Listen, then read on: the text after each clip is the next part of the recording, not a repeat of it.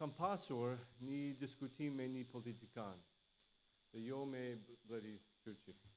Një politikan që pretendonte se populli shqiptar nuk mund të kuptoj në të vërtet debatin për reformën në drejtësi. Sinqerisht, kjo është tipike për arogancën e politikanëve dhe të elitës shqiptare që besojnë se vetëm ata janë të zgjuar me mafjueshëm për të kuptuar se çfarë po ndodh në shoqërinë shqiptare.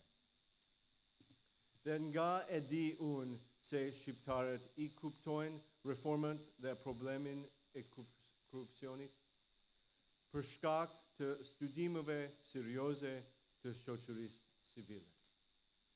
Për shumë vite, qeveria e SBA-s përmes USAID-it dhe tani përmes programit të Komisionit për Demokracinë ka mbështetur këtë indeks për perceptimin e korrupsionit.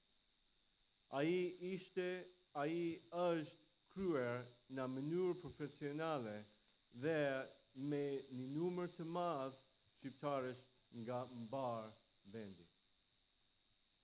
Dhe raporti tregon pak përparim gjatë 12 muajve të fundit me një rënje prej 13% të njerëzve që thonë se kanë pasur një përvojë vetjake dhe të drejtë për drejtë me korrupsionin.